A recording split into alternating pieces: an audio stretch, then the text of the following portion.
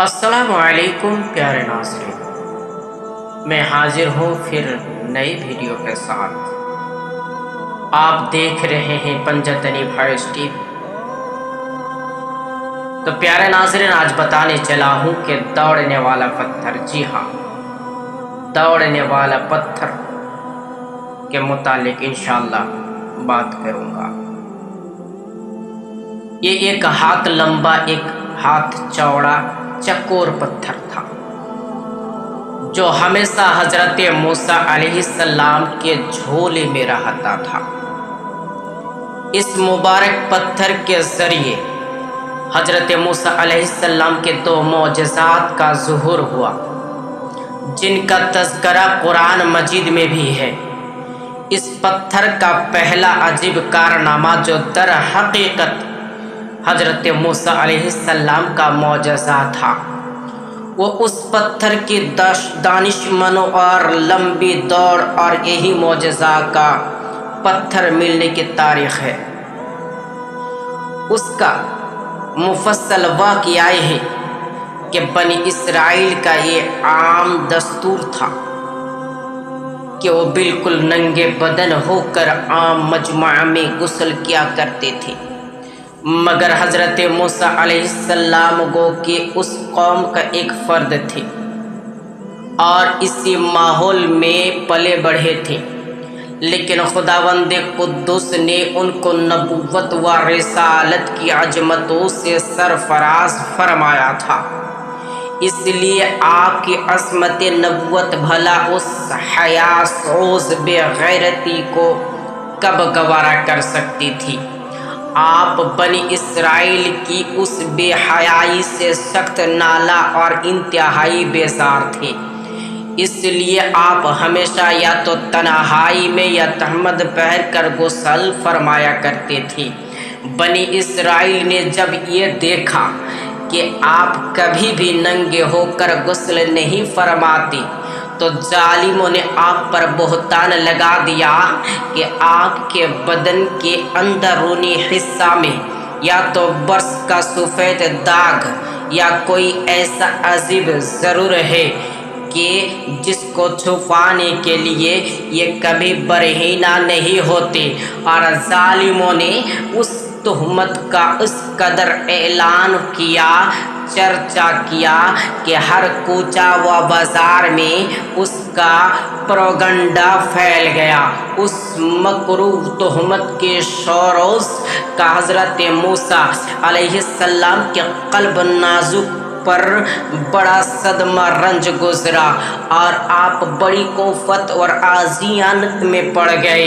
تو خداوند قدوس نے اپنے مقدس کلیم کے رنج و غم کو بھلا کب گوارا فرماتا ہے، اور آپ ایک برگزیدہ رسول پر ایک عجیب کی تہمت بھلا خلاق عالم کو کب کیوں اور کیوں کر اس طرح پسند ہو سکتی ہے۔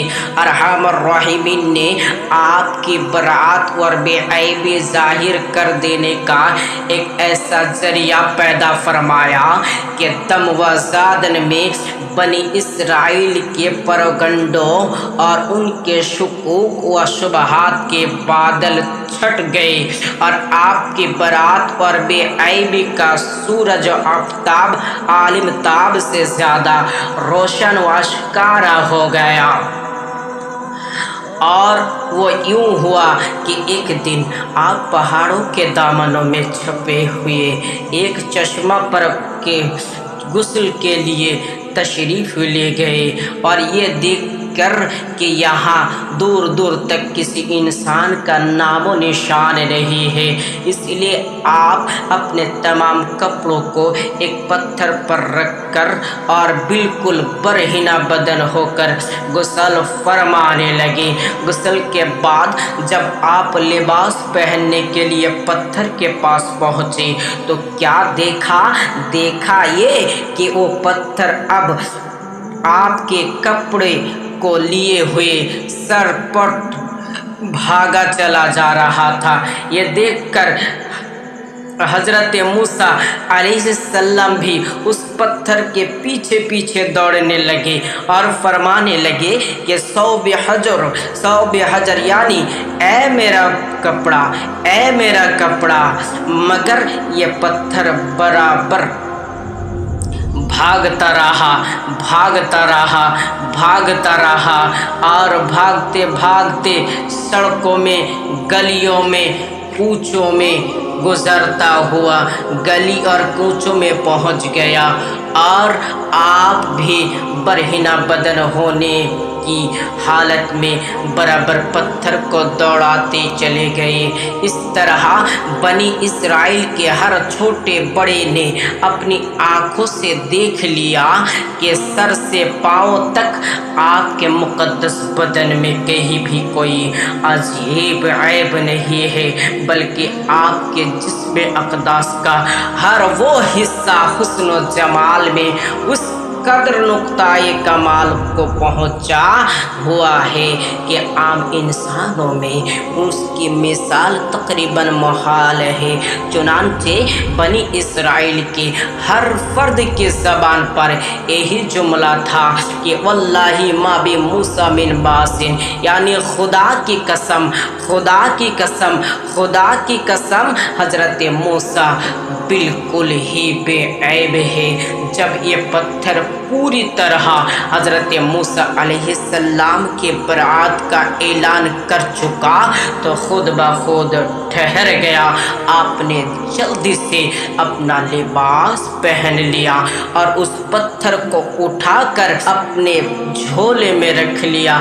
तो प्यारे नाज़रीन, ये था आज का वाक़या जो मैंने आप तक पहुंचा दिया, और आपका फ़र्ज बनता है कि आप दूसरों तक पहुंचाएं। अगर अच्छा लगा हो तो इस चैनल को सब्सक्राइब करें और एक प्यारा सा लाइक करें और इन हकीर को दुआओं में याद करें। आखिर दवाना अस्सलामु अलैकुम व रहमतुल्लाहि व बरकातहू।